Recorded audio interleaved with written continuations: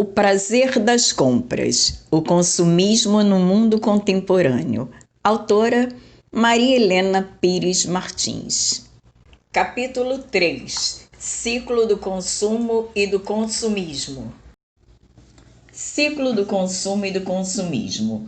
O ciclo do consumo comporta 3 passos: ver, desejar e comprar.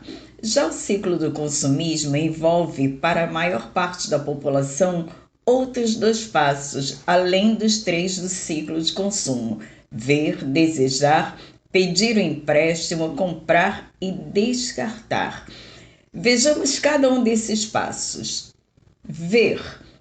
Ter conhecimento do produto que está no mercado e de suas características, por meios visuais, auditivos ou qualquer outro, é o primeiro passo para ser levado à compra. Estamos usando o verbo ver como termo genérico para se tomar conhecimento de algum produto ou serviço. Quando estamos em ambientes rurais, como acampamentos, parques ou outro em que não estamos expostos aos meios de informação habituais do ambiente urbano, nossos desejos de consumo são bastante amenizados.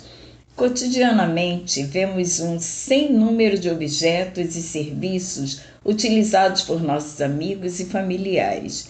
Ver o que eles possuem ou usam, testemunhar seu prazer com esses objetos ou serviços é um dos mais poderosos estimulantes do desejo, porque essas relações são permeadas pelo afeto e porque essas pessoas costumam constituir nosso primeiro grupo de referência. O grupo de referência é o conjunto de pessoas que tem a nossa admiração e a quem procuramos imitar e seguir, além de nos inspirarem o desejo de ser considerado um membro de seu grupo. No mundo contemporâneo, a partir da adolescência principalmente, os grupos de referência se multiplicam.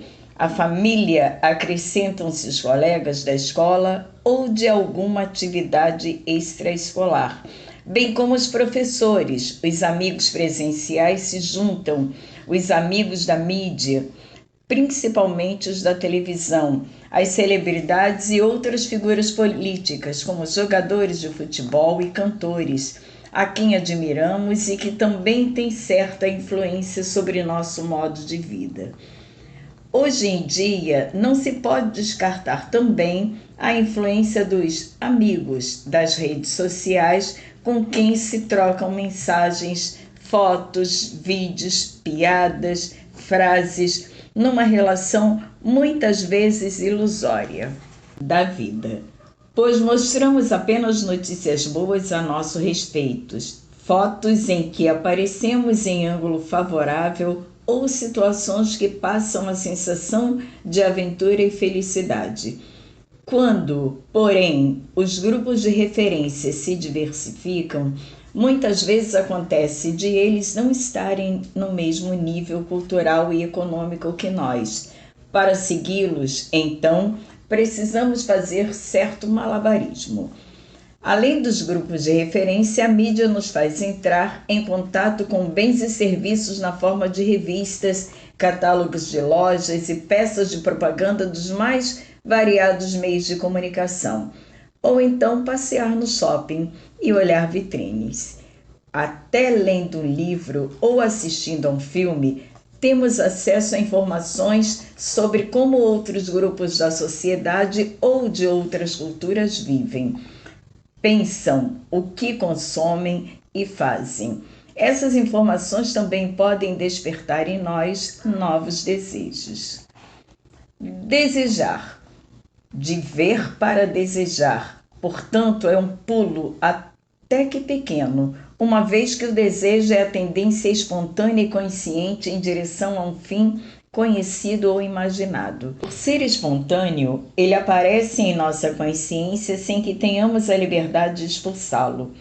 O que podemos controlar é a nossa vontade, isto é, o que faremos com o nosso desejo, satisfazê-lo impulsivamente ou refletir sobre a convivência econômica, social e mesmo individual de satisfazê-lo.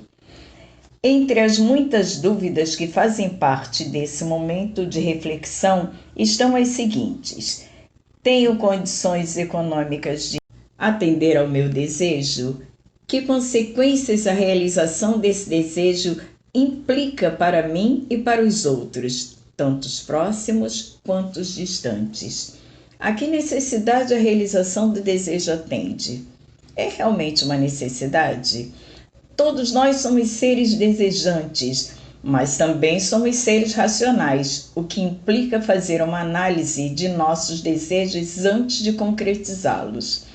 Passamos do estágio do que vontade de ter, de comer, de fazer, de conhecer, para o da reflexão sobre as condições concretas de satisfação dos nossos desejos, e só depois disso passamos para a ação. A ação envolve nossa vontade no sentido filosófico, ou seja, o exercício da razão prática. A vontade, enquanto capacidade humana, é o querer que nos leva à ação. A vontade, nesse sentido, é consciente e não age por impulso. Por exemplo, nossa vontade nos leva a cumprir os deveres e as tarefas escolares e familiares, mesmo que não sintamos o impulso de fazê-lo. Para que o consumo seja concretizado, dependemos de alguns fatores: termos conhecimento do objeto ou serviço a ser adquirido e por quem ele é oferecido, termos os meios para comprá-lo, termos a vontade ou determinação de fazê-lo. Aqui, a questão pode ficar mais complicada. E se não tivermos os meios financeiros para efetuar a compra? Podemos não comprar, experimentando uma frustração passageira ao não ter um desejo atendido e continuar em frente. Pedir um empréstimo. Podemos também fazer uma dívida. De um lado, as lojas nos oferecem a opção do crediário, com vários planos de pagamentos, nos quais são embutidos juros mensais. De outros, os bancos oferecem empréstimos no cheque especial ou como crédito pré-aprovado, a fim de facilitar as compras. Apesar de ser obrigatório por lei informar o preço à vista e o preço a prazo em qualquer peça de propaganda, nem sempre essas informações estão totalmente claras. Nossa atenção está voltada para a prestação e não para o número de pagamentos ou a diferença entre o total a prazo e o total à vista. E como nosso desejo está movendo nossa vontade, raramente fazemos as contas dos juros a serem pagos. Somente consideramos se podemos pagar a prestação mensal. Vejamos um exemplo. Anos atrás, na época da Páscoa, alguns supermercados ofereciam crediário para a compra de bacalhau e ovos de Páscoa. Uma dona de casa fez o seguinte comentário: não, eles querem que a gente gaste mais do que deve. E era isso mesmo. A mesma coisa acontece quando temos cheque especial. O valor de crédito do cheque especial é acrescido à quantia de realmente temos no banco, o que dificulta saber se ainda estamos no limite do que temos ou se já estamos usando o crédito especial e, portanto, pagando juros mensais. Muitas pessoas ficam felizes e se acham clientes especiais quando lhes é oferecido o famoso crédito pré-aprovado, a ser pago em prestações mensais, porque não calculam os juros que o banco está ganhando em cima desse presente. Outro modo de se gastar mais do que se tem e muitas vezes mais do que se pode é usando o cartão de crédito, que hoje é oferecido por todas as lojas de departamentos, supermercados e até farmácias e drogarias. O cartão de crédito é também chamado dinheiro de plástico, porque ao usá-lo jamais damos dinheiro vivo. Esse procedimento dá a impressão de que não estamos gastando dinheiro, porque nem um centavo sai da nossa conta bancária no momento da compra, uma vez que a fatura do cartão virá somente na data previamente combinada. Ocorre que nem sempre as pessoas conseguem controlar todas as compras pagas com cartão e qual será o total a ser pago no mês seguinte. O cartão também funciona como financiadora. Então, se o total for maior do que a possibilidade de pagamento, pode-se pagar um mínimo de 10% e financiar o saldo outra vez, com juros que apresentam uma pequena variação de cartão para cartão. Comprar. E chega um momento tão esperado, a compra do objeto de desejo. Que alegria! Finalmente tenho o que faltava em minha vida para que eu seja feliz. Esse tipo de pensamento é mais comum do que pensamos. Como vemos, tanto as lojas quanto os bancos e as financeiras fazem de tudo para que compremos mais do que podemos. A isso devemos somar mais 2 fatores importantes: o bombardeio dos meios de comunicação com suas mensagens que incentivam o consumo, tanto pela propaganda direta quanto pelo chamado merchandise, forma de marketing feito em novelas e programas de auditório, e a pressão exercida pelos grupos de referência. Em geral, o grupo familiar, o de amigos e de colegas de escola e trabalho estão na mesma faixa econômica que nós e, portanto, as possibilidades de consumo são muito próximas. Quando, entretanto, entram em jogo os chamados amigos mídia, também conhecidos como celebridades, que entram em nosso cotidiano por meio principalmente da televisão e das revistas, que revelam detalhes dos hábitos e preferência dessas pessoas, o poder aquisitivo se mostra completamente diferente do nosso. E tentar acompanhar o tipo de consumo desse grupo de referência certamente vai estourar nossas finanças. Descartar. O último passo do ciclo de consumo é o descarte. O que fazer com todos os produtos que compramos durante o ano? Será que temos tempo ou necessidade de usar todas as roupas penduradas em nosso armário? E os sapatos? O que fazemos com bijuterias fora de moda? Onde colocar todos os equipamentos para a prática de esportes que, depois do primeiro entusiasmo, colocamos de lado? E as pilhas usadas, jogos e aparelhos eletrônicos encostados? Os produtos de maquiagem, perfumes, cremes experimentados e não aprovados, e tudo que saiu de moda. Não esqueçamos do material escolar do ano passado e de todos os anos anteriores. O que fazer com eles? Em pouco tempo, os produtos que usamos se tornam ultrapassados, porque a tecnologia se renova continuamente. As indústrias investem em pesquisa tecnológica, aperfeiçoando seus produtos sempre. Só na área de computadores, câmeras digitais e celulares, vemos uma série de inovações surgirem a cada ano, com modelos cada vez mais sofisticados e multifuncionais. Hoje, um telefone celular tem inúmeras funções, podendo substituir muitos outros aparelhos. A equação pode ser formulada do seguinte modo: mais consumo igual a descarte igual mais lixo. E por que continuamos a comprar se sabemos que muitas coisas irão para o lixo em pouco tempo, algumas sem terem sido usadas? Porque, segundo Colin Campbell, sociólogo e bioquímico norte-americano, a atividade fundamental do consumo não é a seleção, compra ou uso dos produtos, mas a procura do prazer imaginado associado ao produto.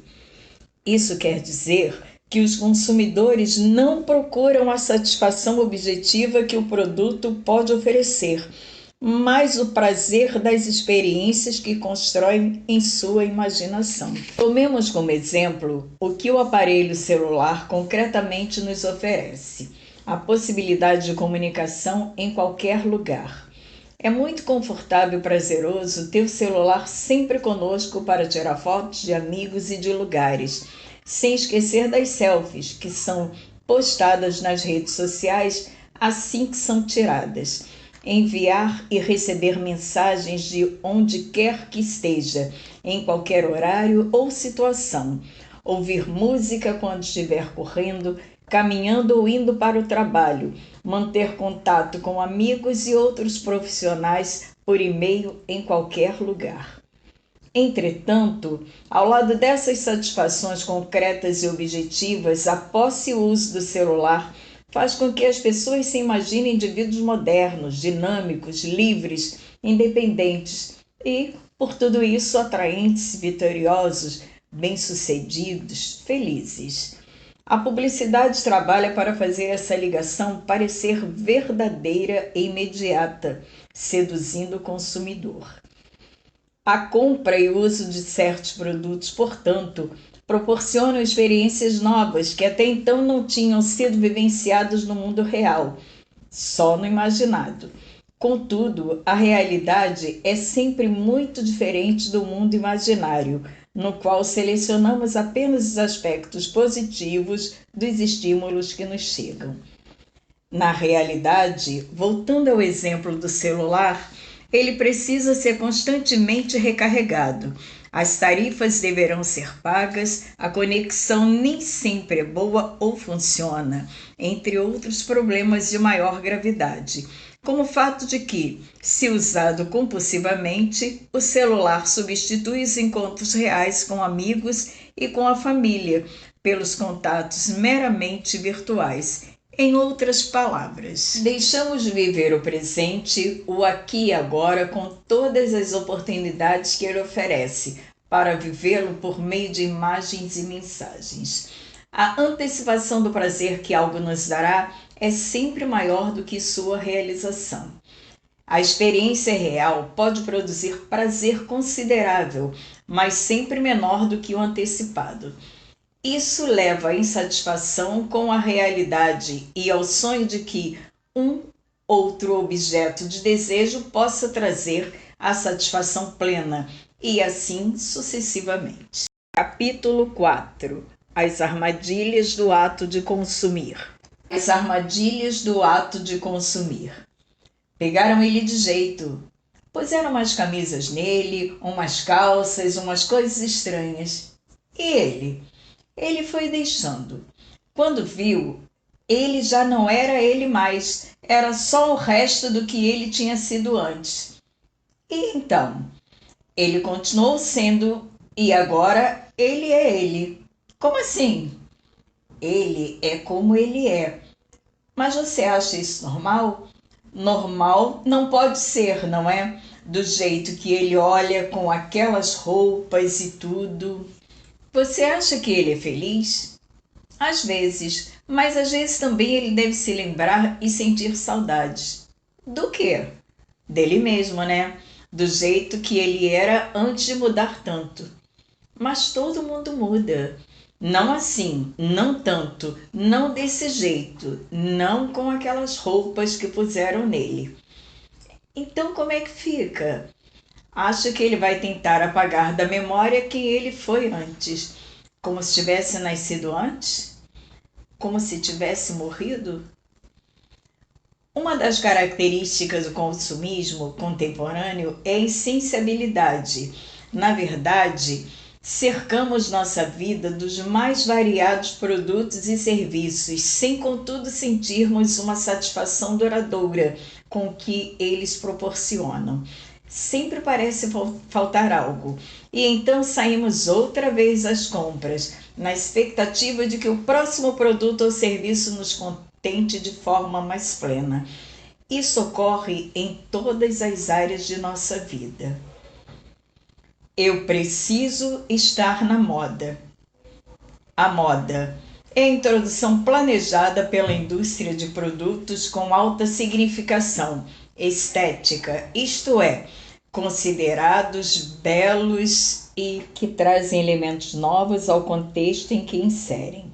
A moda atinge, sobretudo, a decoração, o vestuário e os acessórios, mas também a tecnologia eletrônica, o mercado de automóveis e motocicletas e o mundo cultural, na forma de canções que ditam novos ritmos e tipos de dança, livros que apontam novas tendências de atitudes e obras de arte, como os grafites, que mesmo marginalizadas inicialmente, acabam assimiladas pela indústria, estabelecendo novos parâmetros estéticos. Os consumidores desses tipos de produtos estão sempre ávidos em seguir novas modas e tendências, acreditando que, finalmente, o novo produto concretizará seus devaneios. O vestuário e os acessórios são os produtos que, em geral, mais sofrem a pressão da moda. Eles indicam simbolicamente a localização do indivíduo na hierarquia social. As elites criam a moda para se diferenciarem das classes sociais subalternas, ou seja, para se distinguirem da grande massa. À medida que a moda, por intermédio dos meios de comunicação de massa, ganha um aumento e passa a ser adotada por outras classes da população, ela deixa de servir como forma de distinção.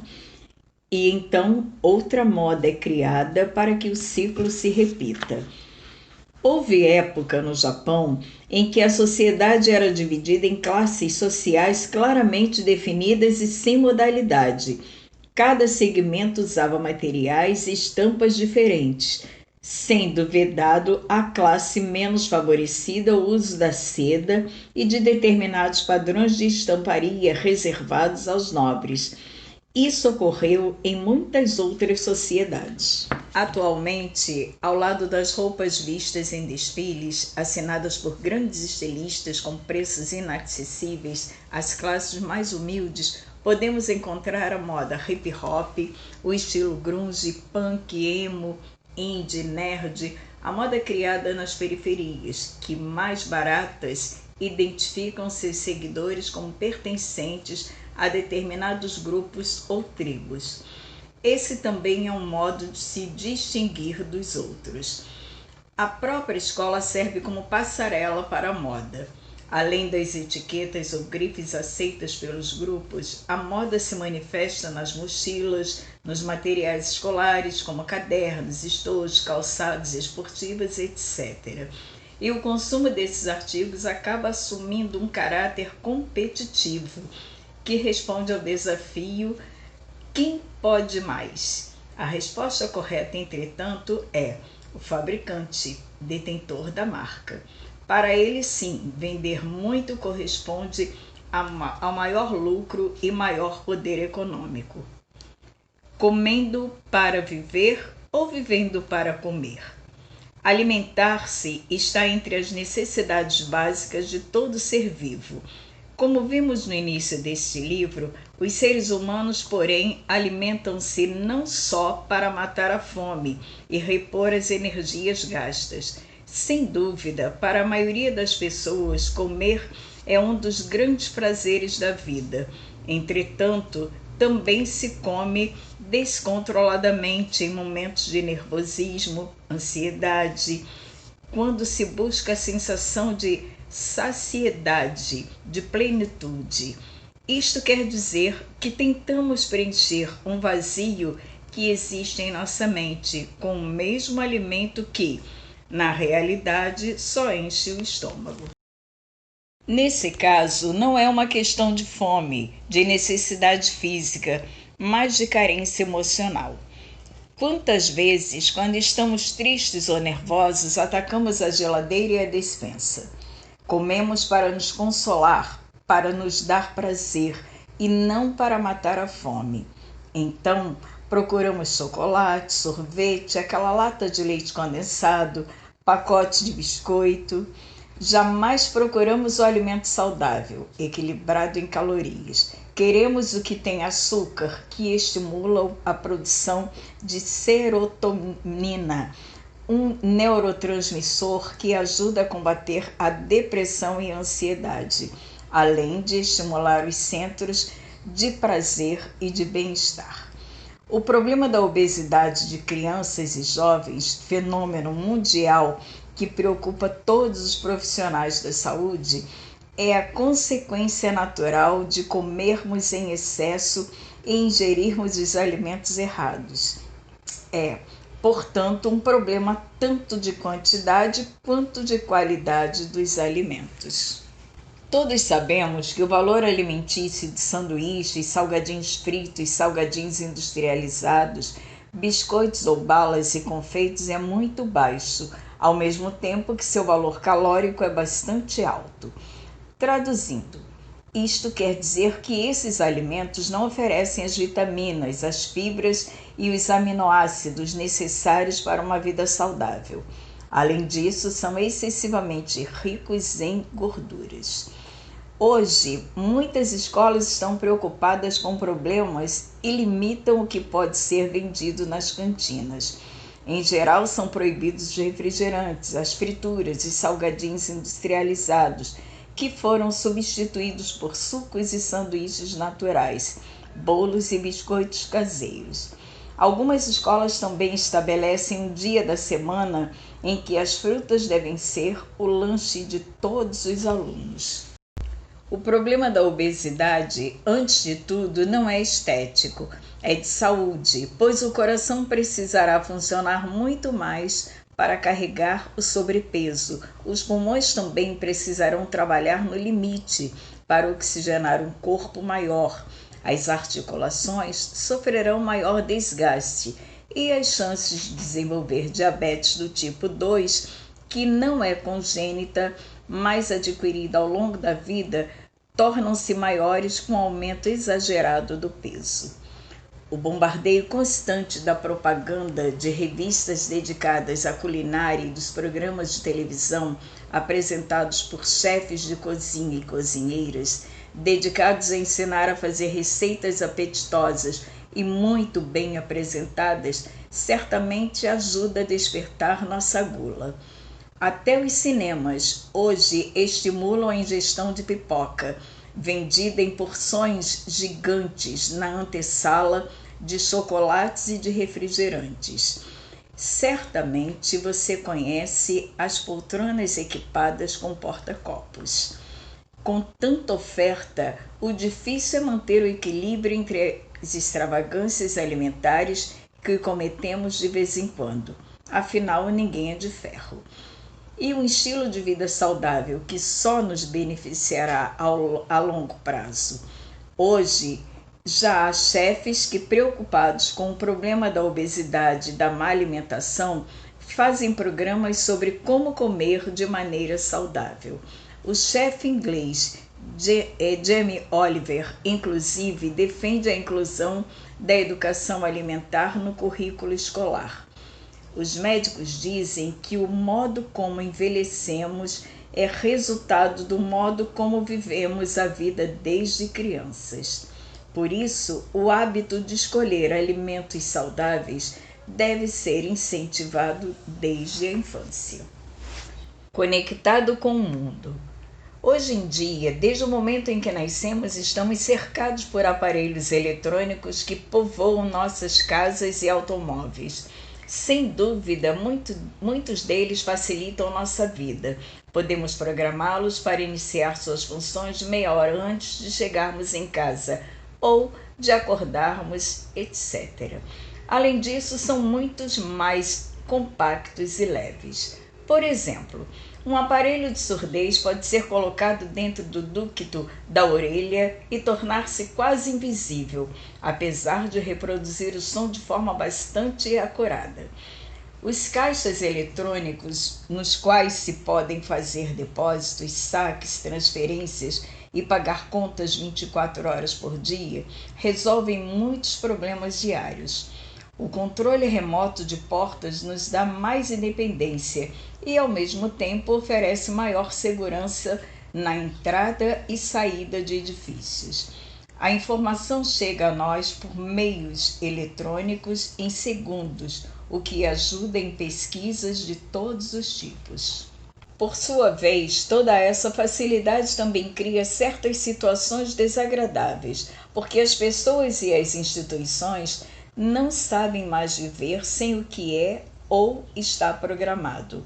Quando o sistema do banco cai, por exemplo, nenhum dos serviços funciona, nem dentro da agência.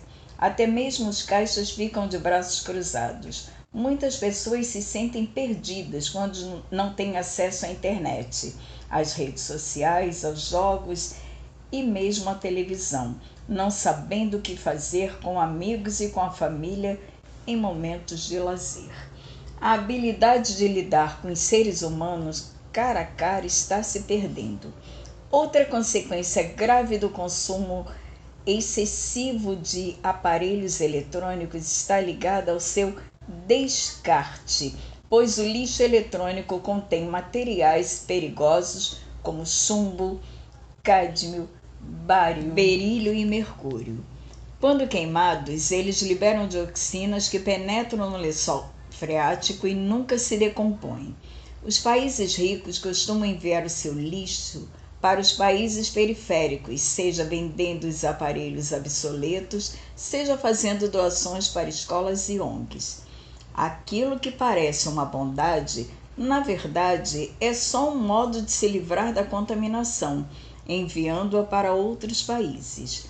A Convenção da Basileia de 1989 restringe o comércio internacional de lixo perigoso, o que leva os países mais poderosos a rotular incorretamente os containers, a passar o material de um navio para o outro em portos neutros e até a subornar funcionários e políticos dos países em que os aparelhos serão desmontados.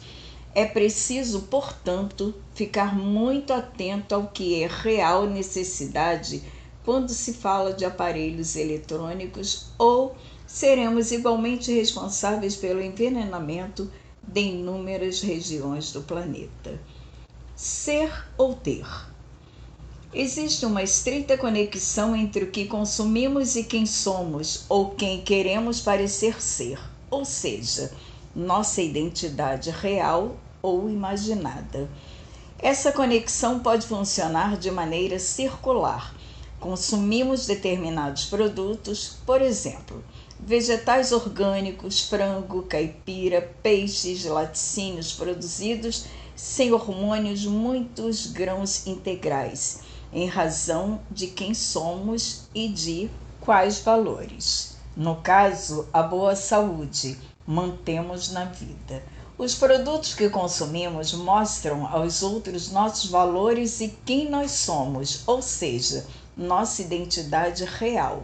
Mas também pode acontecer que, para ter a aprovação do grupo de referência ao qual desejamos pertencer e para construir ou manter a imagem que queremos projetar, passamos a procurar os produtos e serviços que definem esse tipo de pessoa, isto é, nossa identidade imaginada.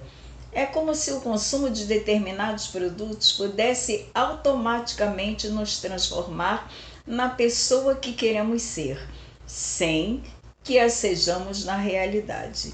Desse modo, fazemos a substituição do ser pelo ter.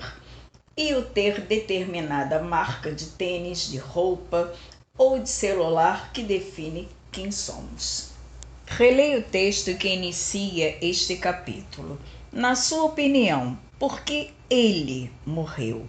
As multinacionais e a publicidade sabem bem que a marca define o consumidor.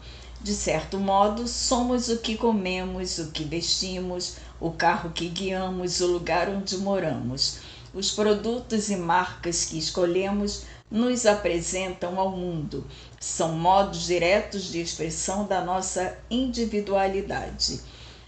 Como o consumidor escolhe produtos e serviços, está sujeito a pressões sociais, a moda, os grupos de referência, infraestruturais e de mercado, pois a disponibilidade de certos artigos depende do padrão de compra dos outros. A autoestima, ou seja, a valorização do modo de ser e a confiança nos próprios atos e julgamentos, bem como a identidade, estão ligadas a tudo que consumimos. Precisamos de produtos e serviços que signifiquem estar na moda, ter status social, pertencer ao grupo de referência que admiramos para sentirmos que temos valor. É claro que muitas pessoas que consomem esses produtos podem também cultivar características pessoais positivas, como honestidade, criatividade, inteligência, lealdade, solidariedade, etc. É preciso, no entanto, que não deixemos que o consumismo exagerado, a vontade de agregar características de aparência se sobreponham a quem somos de verdade. Não podemos substituir o ser pelo ter. Por todas essas razões, o consumo e o consumismo são eminentemente simbólicos, têm um enorme número de significados e preenchem necessidades muito mais complexas do que as necessidades de subsistência pura e simples, pois estão mais ligados a diferentes estilos de vida.